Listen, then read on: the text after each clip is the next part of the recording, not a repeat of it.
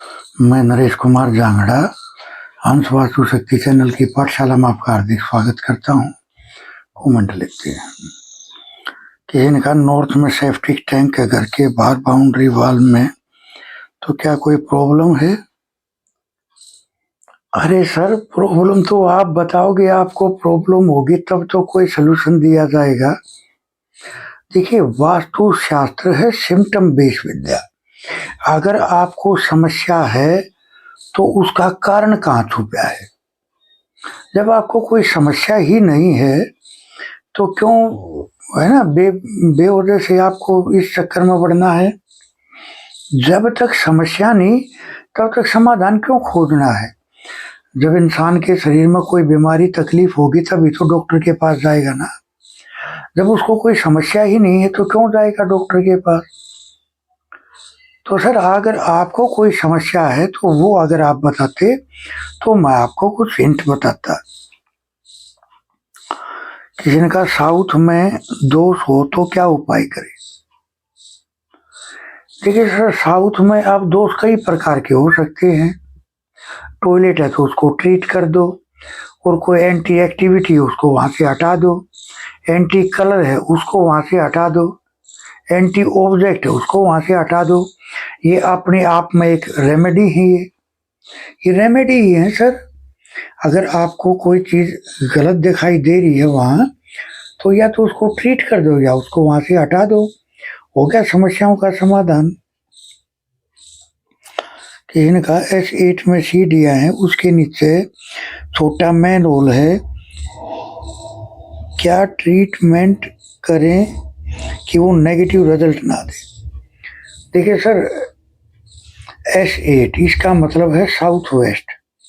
South west में सीढ़ियों का होना बुरा नहीं है, लेकिन वो जो मैन होल है उसके चारों तरफ से आप, अगर वो हिस्सा आपका बड़ा हुआ है तो आप लोहे की पत्ती लगा दो उसके चारों तरफ, और अगर कम है तो आप ब्रास की पत्ती लगा दो वहाँ, उसके चारों तरफ से लगानी है।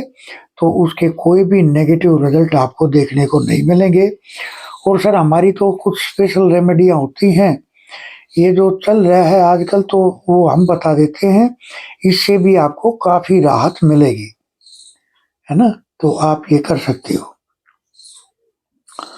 किसी ने कहा लाल कपड़े में जो वजन के नीचे दबाने का जो उपाय बताया था आपने, वो खराब हो जाए तो फिर उसको हटाएंगे कैसे। देखिए सर, वजन के नीचे दबाने का मतलब ये है, प्रॉपर एक रेमेडी है।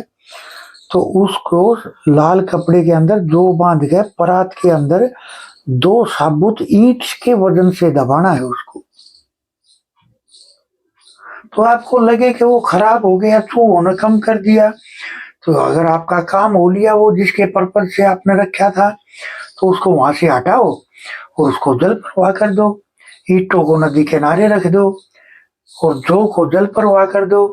जो परात या थाली है उसको किसी को दान कर दो आप, है ना, इस तरह से। देखिए सर, किस दिशा के घर, किस दिशा में घर कब बनाने से उसके क्या परिणाम निकल कर आते हैं, ये मैं आपको बताऊंगा।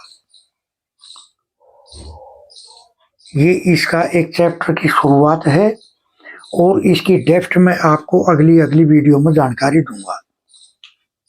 अगर चैत्र महीने में, देशी महीने के चैत्र में अगर आप घर बनाते हो तो किसी न किसी तरह का भय या उस घर में लड़ाई झगड़े दंगे फसाद होने का भय निरंतर बना रहेगा। अगर चैत के महीने में आप मकान बनाते हो, बैसाख के महीने में मकान बनाते हो, तो खूब धन का फायदा होता है, रत्न लाभ होता है।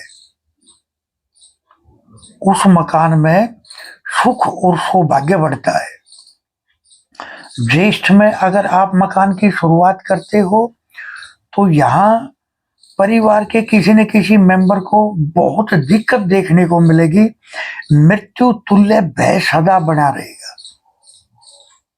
आषाढ़ के महीने में नौकर धन व पशु लाभ, अगर आषाढ़ के महीने में शुरू करते हो तो नौकर, धन और पशु लाभ, यानी धन धान्य की वृद्धि होती है, नौकर चाकर बढ़ते हैं, ये आपको स्पष्ट देखने को मिलेगा।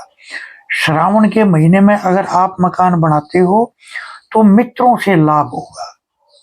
आपके दोस्त कोई आपको ऐसा आइडिया दे देंगे, जैसे फर्ज करके चलो अगर कहीं कोई जमीन दोस्त ने राय दे दी कि सर यहाँ एक प्लॉट है, इसमें आप थोड़ा सा साथ में डाल दो पैसे, तो ये प्लॉट मिल के ले लेते हैं। अब देखा वहां कुछ टाइम के बाद में वहां से रोड निकल के वो जमीन ट्रिपल से भी ज्यादा भाव में होगी, कई 10 गुना रेट बढ़ गया अचानक रातों रात, तो मित्रों से लाभ। भाद्रपद में हानि, आप जिस चीज में भी हाथ डालोगे आप देखोगे वहां से आपको नुकसान के सिवाय कुछ बेनिफिट आपको देखने को नहीं मिलेगा। अश्विन, लड़ाई झगड़े का भय रहेगा अगर आप इस महीने में मकान का काम शुरू करते हो। कार्तिक में धन धान्य का लाभ, यानी धन की खूब बढ़ोतरी होगी, आप जिस चीज में हाथ डालोगे वहां से बेनिफिट आपको स्पष्ट देखने को मिलेगा। मार्गशीर्ष, धन वृद्धि, यानी धन बढ़ता ही चला जाएगा। कैसे बढ़ेगा? वो आपके दिमाग में आपको ऐसे ऐसे बंदों से मिलाएगा जो आपके लिए बेनिफिट ही लेकर आएंगे।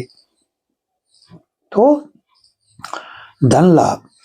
पोष में आपको देखोगे चोरी का भय सदा बना रहता है उस घर में, तो पोष महीने में शुरू नहीं करना चाहिए। माघ में अग्नि भय, यानी उस घर में गर्मा गर्मी के शिकार होंगे, गुस्से की हद बढ़नी शुरू हो जाएगी, और अग्नि भय, उस घर में बेवजह से आग लगने के भी चांस रहेंगे। फागुन में धन धान्य की वृद्धि, यानी धन के बढ़ोतरी के मौके अवसर बढ़ते ही चले जाते हैं। तो ये एक देशी महीने के अनुसार हम किस महीने में काम शुरू करें कि वो धन हमारा बढ़ता ही चला जाए,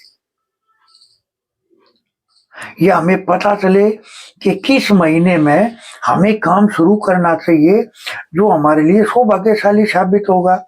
तो ये बड़ी अहम जानकारी है, इसको जीवन में जरूर अप्लाई करके चले, इससे आपको बहुत बेनिफिट देखने को मिलेगा। हंस वास्तु शक्ति ये चैनल आप सबका है, लाइक करें, सब्सक्राइब करें, शेयर करें, कमेंट करें। वास्तु के एडमिशन ओपन है, सीखने के इच्छुक हमारे से संपर्क कर सकते हैं। थैंक यू, धन्यवाद, नमस्कार, जय हिंद, जय भारत।